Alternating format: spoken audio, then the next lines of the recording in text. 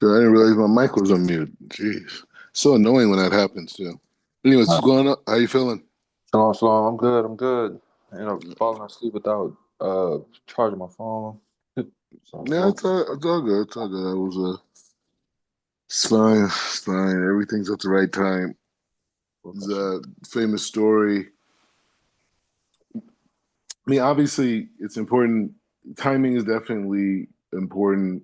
Not that like it's like whatever. I mean, it's a time frame. You know what I mean? It's not like you, but there is a certain when you have a set time for learning, it's good because it says the Shekhinah is waiting for you. Once you develop a certain routine, and even places you sit too. By the way, the places you sit and the times, like it brings the Shekhinah. So whatever. Anyways, but I just remember hearing a story about a wedding. I don't know, like if somebody I knew, someone who said something. I don't remember what it was, but it was like it was this whole thing where they were like doing the wedding and this happened and that happened and this like the day of the wedding, and it ended up being a little bit later than what it was supposed to be. And the bridemaid is going, women like freaked out a little bit. And the rabbi turned to her and said, like, hey, in Shemaim, when it was announced that, your soul was gonna come and his soul was gonna come and unite, it was at a specific time, right? And not a minute and not a minute afterwards, and so now is the right time, right? And it was just an interesting story when I heard it because it's just like, okay, fine, I get it, like, it's reassurance to the katan and the kala, that type of a thing, but more so the aspect of life in general, just in terms of like, if we accept that the future reality is already created,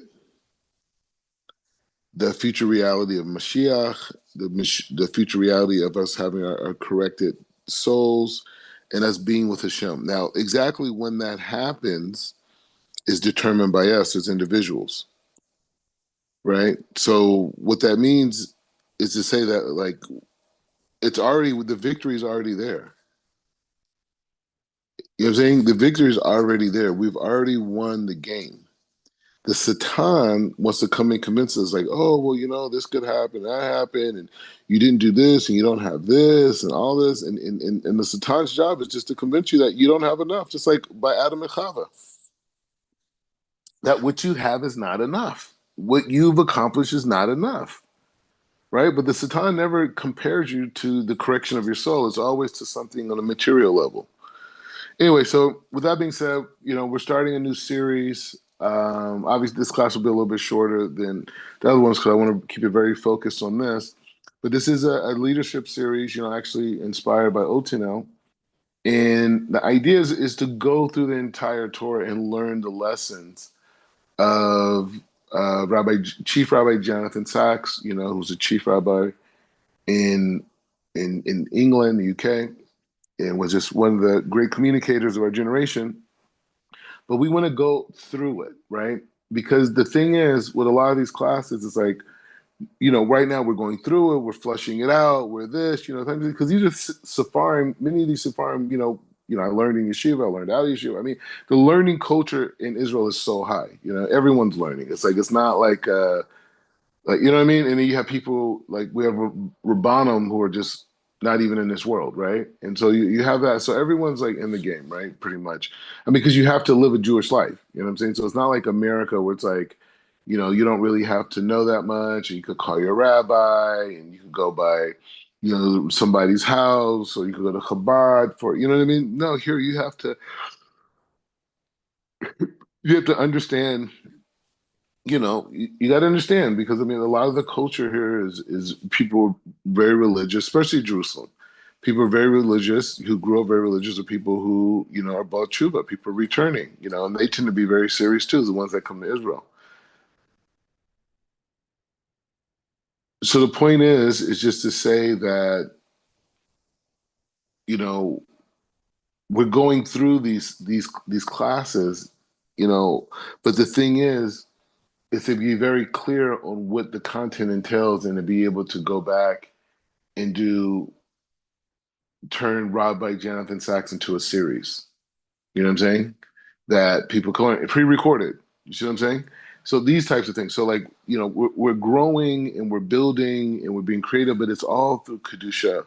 Right now, the leadership series, that model, however far we take it, one is giving honor to Rabbi Jonathan Sachs, but it was through, Otino's conversation, how much he enjoyed the class we did last night on it, type of a thing, and how important it is to go with the leadership principles, and I thought about it, I was like, you know what? You're right. There just needs to be a leadership series in general, right? And going through the different structures of leadership and through the frame of leadership as it relates to now, right? Rabbi, Jonathan Sachs, he passed away in blessed memory in 2020, type of a thing. So, or 2025. So it's in our generation and it's tangible. And so we're going in. So we're going to actually start from the beginning with Bereshit, and we'll see what happens. I'm trying not to like go through the content, at least at this stage. I'm trying to like discover it, in the class, and that's very important. That's something I always learn. Chief Rabbi Pinchas is very much into that, going through this process of discovery, and even my last rabbi in yeshiva, Rabbi Abraham Rachmel, blessed memory, he also was very much like about the adventure of the sugya. So let's get to where we're going. So we're starting with Bereshit. Let me bring up the screen. Hold on. And so the title that he has for Bereshit is Taking Responsibility. All right, so this is it. So we're getting ready to go on this amazing adventure, all in English, right? And we're gonna see, what the Rav, wrote and go through this journey and at the end of this sugya, and because we're not going week by week, we're gonna just fly through this. We're gonna do one today, maybe one later today, maybe tomorrow. It may just, we'll just see where God takes us, but we're gonna complete it and hopefully catch up to where we're at right now in Torah. Okay, so okay, we're starting with Bereshit, and the concept is taking responsibility. Okay, so he starts with this question: if leadership is the solution, what is the problem? On this, the Torah could not be more specific. It is a failure of responsibility. So he's saying leadership is the solution. The failure of leadership is non-responsibility. The early chapters of Genesis focus on two stories. The first is Adam and Eve, and the second is Cain and Abel. Both are specific kind of failure. First, Adam and Eve, as we know, they sinned, embarrassed and ashamed, and they hid only to discover that one cannot hide from God. Right? Wow.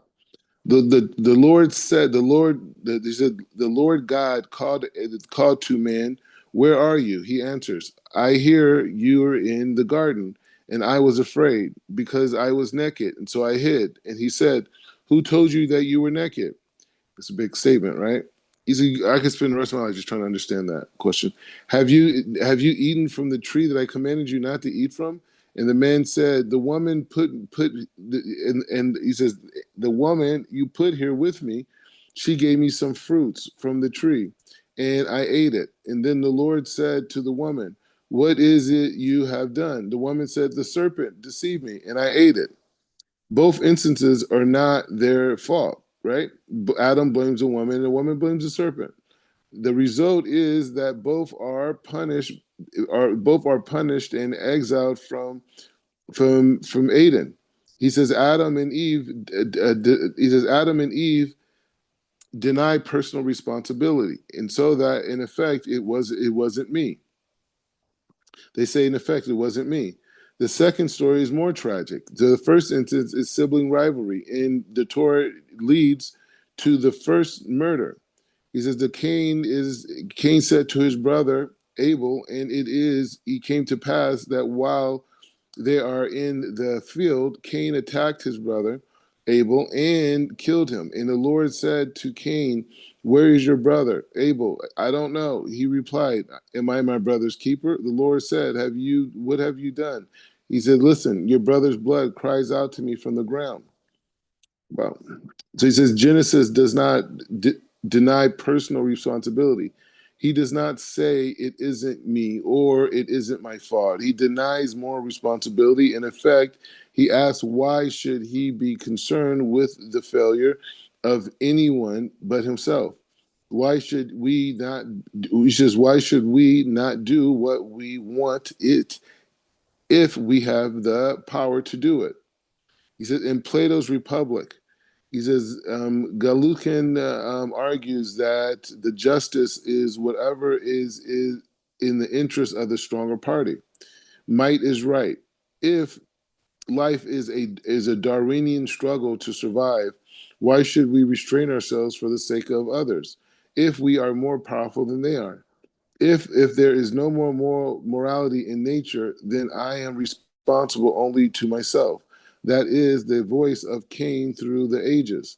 These stories are not just stories, but they are accounts at the beginning of the Torah's narrative history of mankind, of a failure, first of personal and moral, of taking responsibility. And this is what the leadership and this is what leadership is the answer for. So just reflecting this point for a second. So he's taking he's learning Genesis from the dynamic of taking responsibility, and but rather he's taking it from the standpoint of what leadership is. Right? So he's saying leadership, the base principle of leadership is taking responsibility, whether it's for the your own personal actions, as we learned through the dynamic of Adam and Chava, right? Blaming each other. Adam blames Chava, Chava blames the serpent, type of a thing, right? And so that's one element, and then he brings another element, which is the accountability of someone else, accountability of another human being, accountability of that. So the Torah is like building, obviously so many things. There's 70 faces to the Torah. Within those faces, there's so many dimensions, 10 dimensions within each face. So there's a humongous world of Torah, right? So from here, he's dealing with those two components, right? In terms of explaining Genesis. There is a fascinating phrase in the story of Moses of early years. He grows up and out and goes out to the people and the Israelites and sees the laboring as slaves. He witnesses Egyptians offers beating one of them, and then the text says he looked this way and he saw no one. Vayir kin ein ish. Literally, he saw that there was no man. And he says, and it was difficult to read this literature. A building site is not a closed location. There must we been many people present. The mere two verses later, we discover that there were Israelites who knew exactly what he had done, and therefore the phrase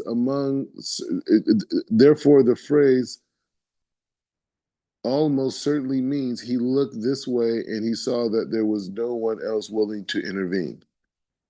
So he's saying he's saying one of the things he talks about this experience with Moshe coming out, and says that Moshe saw the fight between the Egyptian and the Jew, and basically he saw that no one intervened, right? And if this is so, we here have the first instance of what came to be known as the uh, gene vocis syndrome, or the bystander effect. Okay, bystander effect. He says, so called after a case in which a woman was attacked in New York in the presence of a large number of people who knew that she was being assaulted but failed to come to her rescue. Social scientists have undertaken many experiments to try to determine what happened in the situations like this. Some argue that the presence of other bystanders affects an individual's interpretation of what is happening. Since no one else is coming to the rescue, they conclude that what is happening is not an emergency. Others others argue that a key factor um, is diffusion of responsibility. People assume that since there are many people present, that someone else will step forward and act. That seems to be correct interpretation of what happened in the case of Moses. No one else was prepared to go to the rescue. Who, in any case, who was likely to do so? The Egyptian, who were the slave masters. Why did they bother to take and risk their life for an Israelite? And he says that and the Israelites were slaves. And why would they come to aid one? Why would they come to aid of one of their fellows if by doing so they would put their own life at risk? So he's saying. So he's looking at the dynamic of taking responsibility in a different frame, right? So now they're talking about from a social level, right? First, we learned about the dynamic of family, husband and wife taking responsibility. Then you can say the dynamic of family, kids are taking responsibility, and now he's taking it to even a more broader social dynamic by explaining, that's what the basis of Moses getting involved in that conflict, right? Where he when he kills the Egyptian, right? He said because he saw no one intervene, and so now he's going further into this rationalization of that and saying, well, look at it, look at the situation at that time. One dynamic is like you have the majority of the people in power, which are the Egyptians, right? So why would the Egyptians come and help a Jew who's a slave? And then why would the Jews get involved? Because if they get involved, they're going to be hurt too, right? And so they're using that same psychology as a way to understand this idea called the bystander effect, which is this dynamic of people watching, a person, a woman being assaulted by a man, and no one intervening, but everyone watching. Okay, so okay, okay. So it took. He said it took a act. It took a Moses to act, but that is what makes a leader. A leader is one who takes responsibility. A leader is born when he becomes active rather than passive. When we do not wait for someone else to act because perhaps there is no one else. At least not here, not now. When bad things happen, some avert their eyes, some wait for others to act, some blame others for failing to act, some simply complain. But there are people who say, if something is wrong, let me be among the first to put it right. They are leaders. They are the ones who make a difference in their lifetimes. They are the ones who make our world better. Many of the great religions and civilizations are based on acceptance. If there is violence, suffering, poverty, and pain in the world, then that is the way the world is.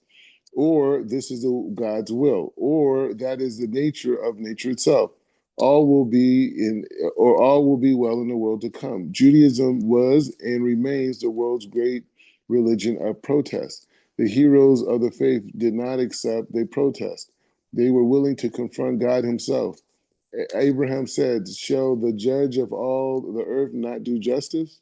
Moses said, why have you done evil to this people?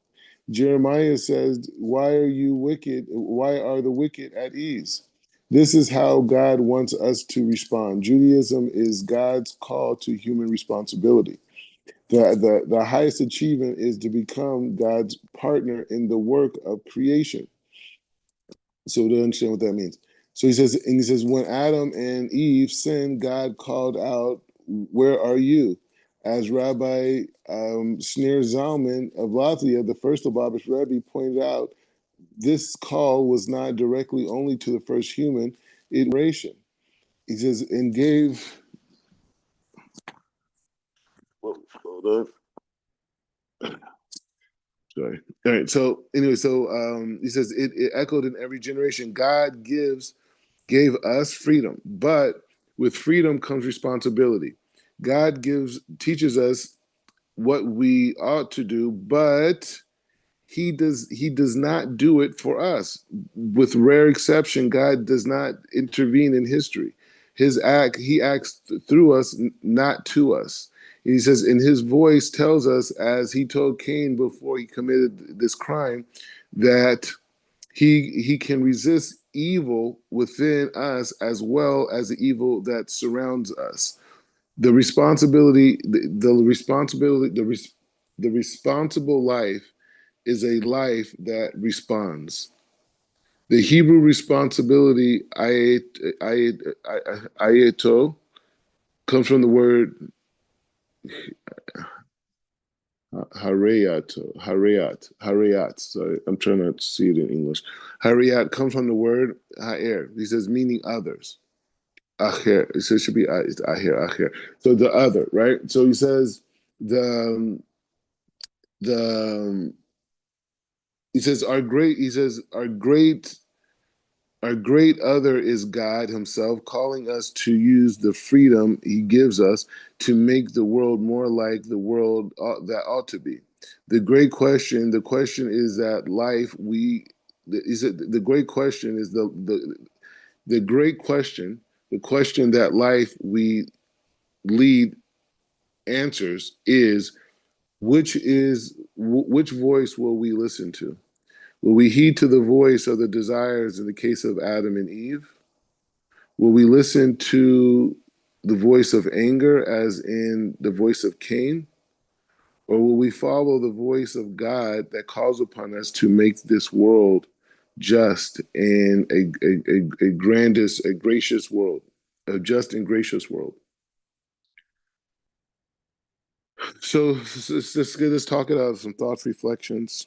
This idea of taking responsibility, being for Rav Sachs' perspective, as being one of the fundamental elements in the beginning of Parsha Bereshit.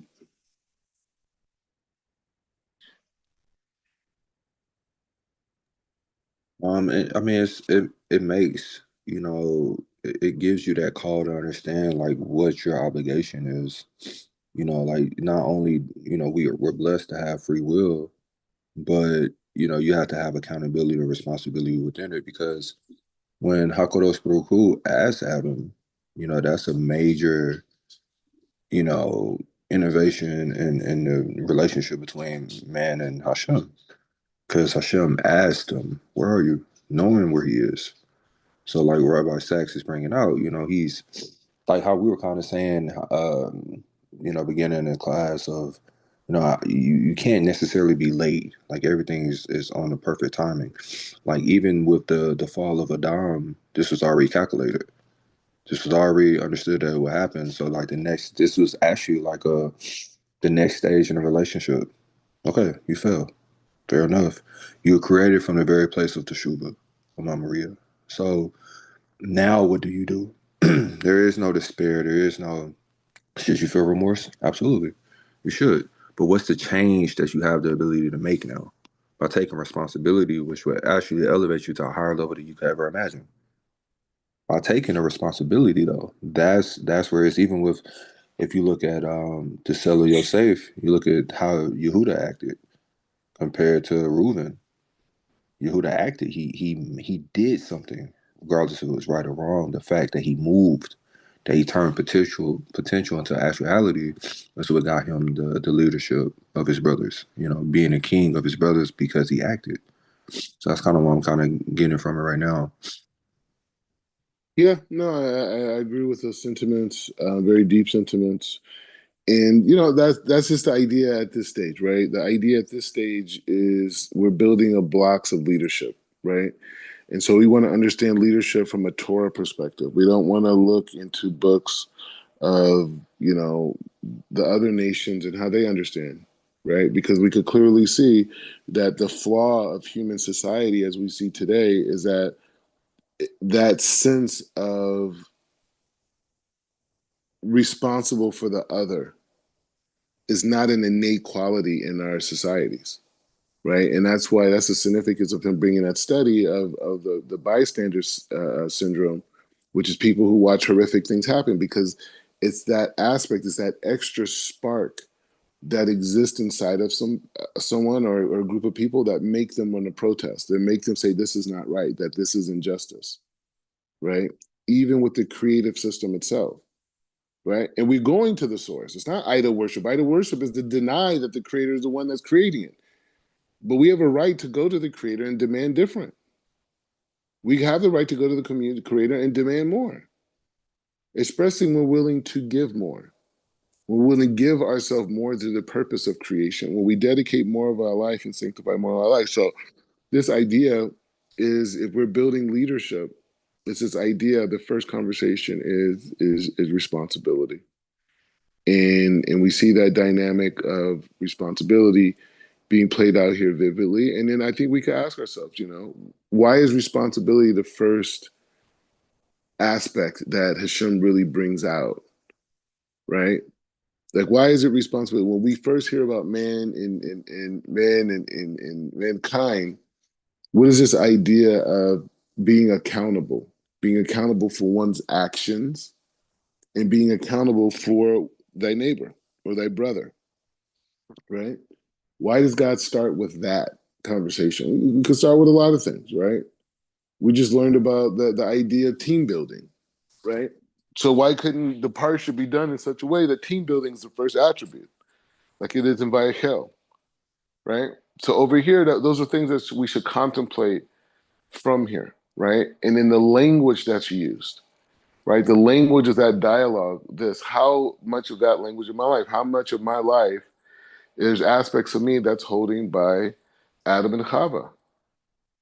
How much of my happiness am I blaming on, or my lack of happiness, am I blaming on my partner, right? How much of my lack of happiness am I blaming on the outside world, right? Like by the Nachash, right? Like how much of this is in my life? How much accountability do I have for my brother? Who is my brother? Where's my sense of brotherhood and accountability for the other? Okay, fine. People, they have jobs, they support themselves, but how much is that for them, right? The purpose of creation is to transform our nature into one of sharing, of one of being a beacon, right? And so everybody has infinite and infinite levels to that. I have infinite levels. You have infinite levels. Chief Rabbi Pinchas has infinite. Everybody's infinite levels of how we need to grow and share at a higher level, right? And there's so many ways to share. It's time, it's energy, it's conversation, it's so many things.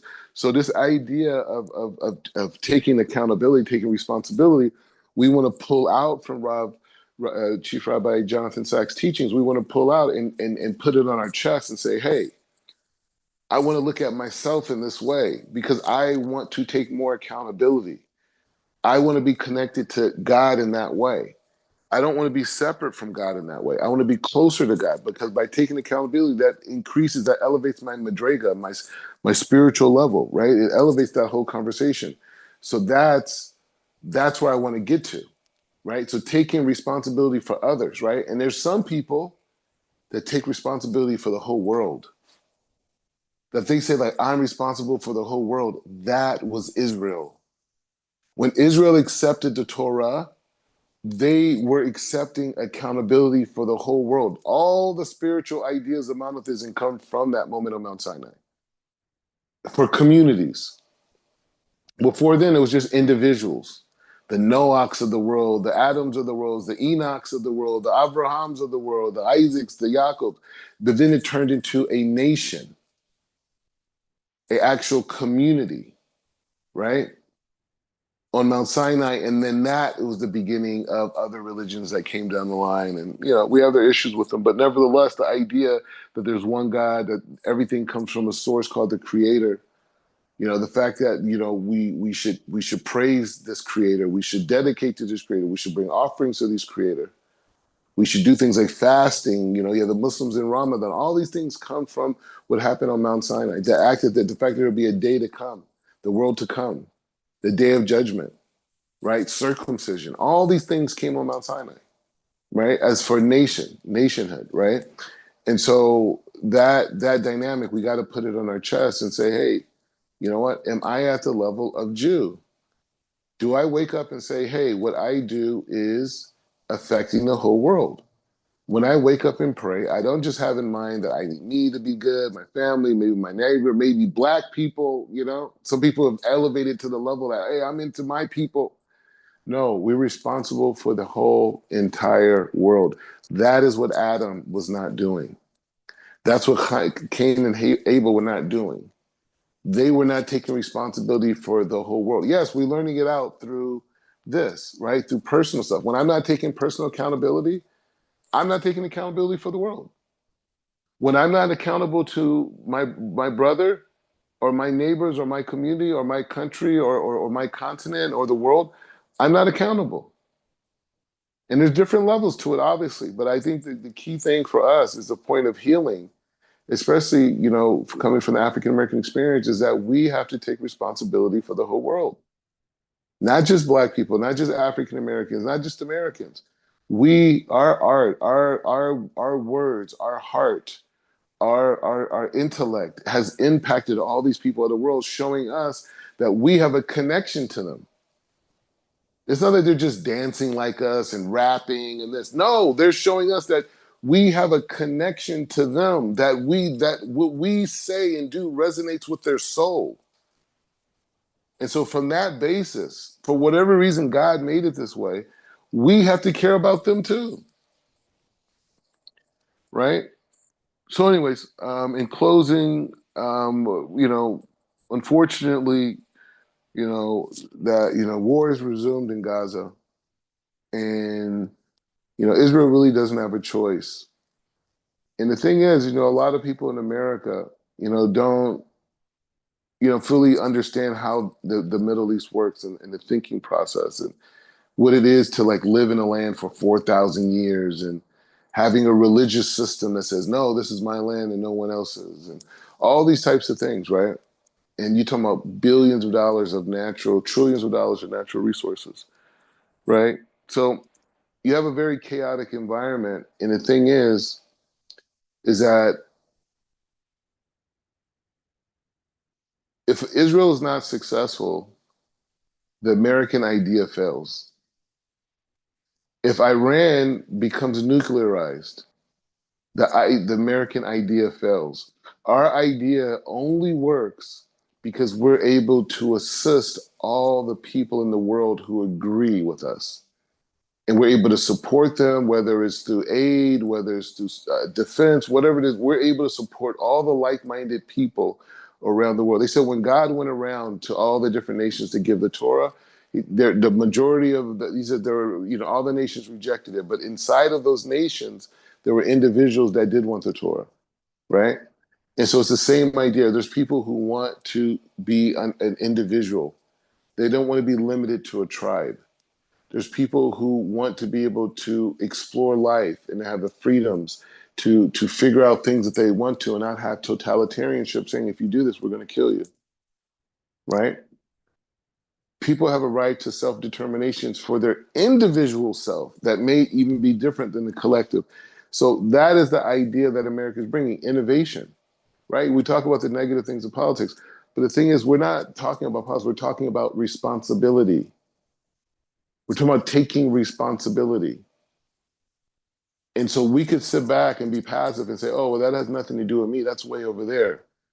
But if we have a nuclearized Iran, what that means is that we in America will have no ability to influence the direction of this region. And if we're not able to do that, that will strengthen countries like China, countries like Russia, and countries like Iran. And when we think about the next 100 years, who do we want in control of the future? Do you want China, Iran, and Russia in control of that? Or do you want the United States and its partners? Okay? So that's what we're saying here. So we have to denuclearize the situation in Iran, and God has to protect us on this effort. We're demanding that God protect us on this effort to save America, to save the West, to save the idea of freedom, to save the idea of liberties, to save the ability for self-determination. We have to have that in the forefront of our minds. And that's what we're doing. It doesn't matter what the media say. The media wants to make it about, oh, this is genocide. Wait, 2 seconds ago, you guys were saying y'all won. Y'all saying, hey, we beat the Israelis. You guys came and attacked. And now you want to use the word genocide. You know what the word genocide, genocide itself, you know what genocide could be? If I think in my mind that I want to wipe some people out, or I want to stop their progression. It doesn't have anything to do with military action. So if someone says, it's not limited to that. If someone says, oh, well, they're doing genocide, and you say, no, they're not. And you look at the word, right? You look at the word and go, okay, maybe they are. You know what I mean? Like, because it doesn't mean that you're trying to just massacre. It's not like the Rwanda thing. You know what I mean? We're not talking about that. What we're talking about is there's 2 million Palestinians that are going to work today, right now, as Gaza is having airstrikes. Right now, 2 million Palestinians. Okay, so the issue is not Palestinian. There's Palestinians serving in the IDF. Palestinians are not the enemy. And in fact, Israel benefits by having successful Palestinians. If you go to any restaurant, I mean, not restaurant, if you go to any hospital, here, Muslim doctors. You go to any universities in Israel, mostly young kids wearing hijab, young girls. You see so many young girls wearing hijab and they stand out. But the point is just saying that, because there's diversity. So the point is just saying, so that is the thing. So I can't stress enough how important it is. And so this Torah, what we're learning, should be able to protect American sovereignty, to protect Israel's sovereignty, and all of American allies' sovereignty, and get rid of evil. Because a lot of the Muslims, and I'll finish with this point. I remember I wasn't, I didn't convert you. I wasn't a Jew when 9/11 happened, right?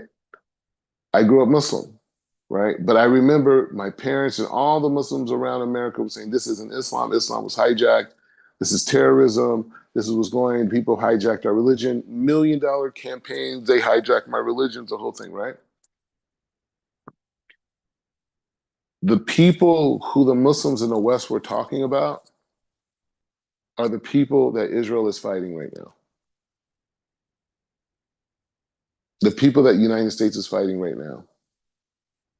Those are the people, the radical people who do not want Islamic critical thinking to be at the forefront. Anyways, it's an intense day. Sorry for getting so much into the political stuff, but I'm in the middle of a war. Okay, right now F-35s, F-16s are flying right over my building right now, shaking the place. We're in it right now. We don't know who's going to strike. We don't know if the Houthis are going to send hypersonic missiles. God forbid, we should be protected from that. We don't know if Iran is going to launch attack towards us. We don't know. Okay, but right now they're attacking us because we're Jews, and that's why they do not want us here. And bigger than that is that they do not want the West in this region, right? And so these resistance movements that exist throughout the Middle East are resisting and they're resisting and they're resisting, why the vast majority of the people want to join us. And that's why this is going to be successful. The Iranians want Israel to do more, right? The people in Syria are begging for Israel to come and control. The people, in Iraq, all these different places, the people in Afghanistan, they want the United States to come back. So the point is saying we want peace. We want peace on earth, but the issue is not Palestinians. The issue is the radicalized people in Gaza and the radicalized people in the West Bank. That's the issue. The other Palestinians are in unison with the Israelis. They want to live a better life. The Christians are in unison. The Kurds are in unison. So we just need to get rid of these radicals. Anyways, this continued tonight. Any last thoughts? I hope I didn't mess up your vibe with the political stuff, but Torah, everything that deals with us as Jews is Torah. So right now, this is Torah. This is Torah in 2025. Anyways, you gonna say anything about it? Or, I mean, just any last closing points? Oh no, you're good. It's a good viewpoint. Just with to kind of go off what you were saying, Rabbi Sachs, he brings out the point of, when Hashem asks Adam, where are you? We understand that Ekah also means, how could you? And that's, in a way, Hashem, showing that responsibility that Adam had.